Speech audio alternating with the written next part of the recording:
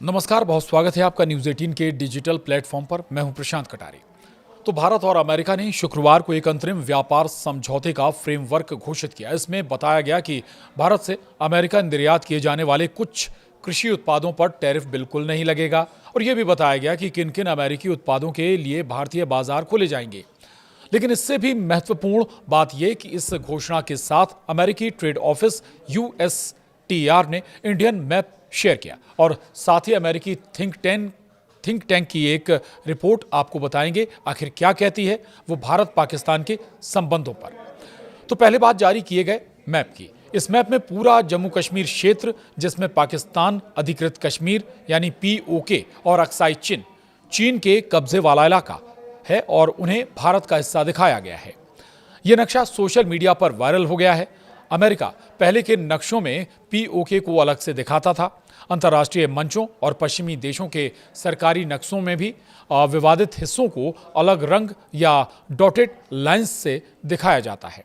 इस बार ट्रंप प्रशासन ने जानबूझकर या अनजाने में एक ऐसा नक्शा शेयर किया जो भारत की सीमाओं को पूरी तरह मान्यता देता है। भारत हमेशा से जम्मू कश्मीर को अपना अभिन्न अंग मानता आया है। आपको बता दें कि भारत और पाकिस्तान के बीच POK विवाद जम्मू कश्मीर क्षेत्र से जुड़ा सबसे पुराना विवाद है। 1947 से चला आ रहा है और दोनों देशों के बीच युद्ध, तनाव और कूटनीतिक लड़ाई का कारण बना हुआ है। इससे पहले पाकिस्तानी PM ने अलग ही दावा किया था। अब अमेरिका ने ये मैप शेयर कर पाकिस्तान को कड़ा संदेश दिया है। पाकिस्तान के प्रधानमंत्री शहबाज शरीफ ने 5 फरवरी को बयान जारी कर कहा था कि कश्मीर पाकिस्तान का हिस्सा बनेगा। शहबाज शरीफ ने कहा था कि पाकिस्तान कश्मीरियों के साथ मजबूती से खड़ा है और जम्मू कश्मीर विवाद का हल कश्मीर के लोगों की इच्छा के मुताबिक होना चाहिए। वहीं शहबाज ने कहा कि जम्मू कश्मीर विवाद का समाधान संयुक्त राष्ट्र सुरक्षा परिषद यानी UNSC के प्रस्तावों को लागू करने से ही हो सकता है। शहबाज यहाँ तक कह गए कि मैं पाकिस्तानी लोगों और पाकिस्तानी नेतृत्व की ओर से कश्मीर के अपने भाइयों के साथ एकजुटता दिखाने आया हूँ। उन्होंने ये भी कहा था कि पाकिस्तान के संस्थापक मोहम्मद अली जिन्ना ने इस क्षेत्र को पाकिस्तान की लाइफलाइन बताया था। शहबाज शरीफ ये भी कहते हैं कि कश्मीर का मुद्दा पाकिस्तान की फॉरेन पॉलिसी का आधार है। शहबाज ने भारत और पाकिस्तान के बीच मई 2025 में हुए 4 दिवसीय सैन्य संघर्ष का भी जिक्र किया था। अब बात उस अमेरिकी रिपोर्ट की जो भारत पाकिस्तान के बीच चल रहे तनाव के बारे में है।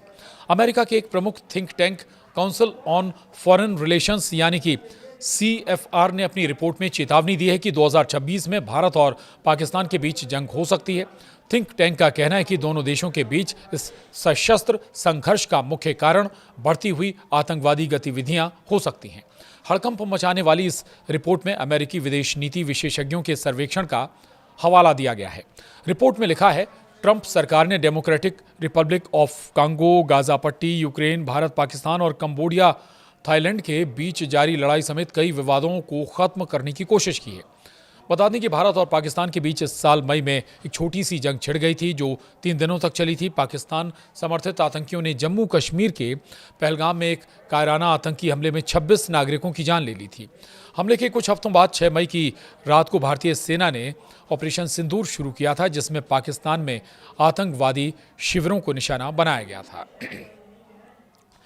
तो अब महत्वपूर्ण बात यह है कि 2 बातें हैं। एक तो ये कि जो वो अमेरिका ने नया नक्शा जारी किया भारत का, उसमें अक्साई चीन को भारत का हिस्सा दिखाया गया है जो कि अभी वर्तमान में चीन के कब्जे में है। दूसरा, पाक ऑक्युपाइड कश्मीर भारत का हिस्सा दिखाया गया है जो अभी पाकिस्तान के कब्जे वाला कश्मीर कहा जाता है यानी POK।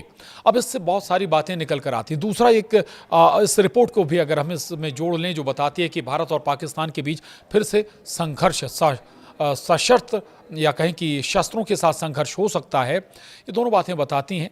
एक तरफ ये भी कोशिश है कि संघर्ष ना हो, एक तरफ से ये भी दिखाने की कोशिश है कि अमेरिका भारत के साथ खड़ा हो रहा है और जो डील हुई है हो सकता है ये उस डील का हिस्सा भी हो। यानी भारत और पाकिस्तान के बीच, माफ़ कीजिएगा, भारत और अमेरिका के बीच जो ट्रेड डील हुई है उस ट्रेड डील का असर या कहीं ये साइड इफेक्ट पाकिस्तान के लिए भारी पड़ता नजर आ रहा है। यानी पाक ऑक्युपाइड कश्मीर अब अमेरिका जो नक्शा जारी कर रहा है वो भारत के साथ दिखा रहा है और वही स्थिति चीन के लिए भी है। यानी अक्साई चीन का हिस्सा भारत का हिस्सा दिखाई दे रहा है। लेकिन अब ये ज़रूर समझना होगा कि जो रिपोर्ट आई है थिंक टैंक ने, अमेरिकी थिंक टैंक ने जो रिपोर्ट दी है, उसको लेकर अमेरिका आगे क्या सोचता है ये भी समझना होगा। आखिर इसके पीछे मंशा क्या है जो नक्शे में दोनों जगहों के हिस्से जोड़ दिए गए, या कहें अक्साई चिन और POK भारत के नक्शे में जोड़ा गया है, ये समझना ज़रूर महत्वपूर्ण है। बहरहाल चलिए अब आपको पाकिस्तान से POK और चीन से अक्साई चिन का पूरा विवाद भी समझा देते हैं। पहले बात POK विवाद की कर लेते हैं। 1947 में भारत पाकिस्तान विभाजन हुआ। भारत के विभाजन के समय जम्मू कश्मीर एक रियासत थी जिसके महाराजा हरि सिंह हिंदू थे, लेकिन आबादी में मुस्लिम बहुमत में थे। विभाजन के नियम के अनुसार रियासतें भारत या पाकिस्तान में शामिल हो सकती थीं या स्वतंत्र रह सकती थीं।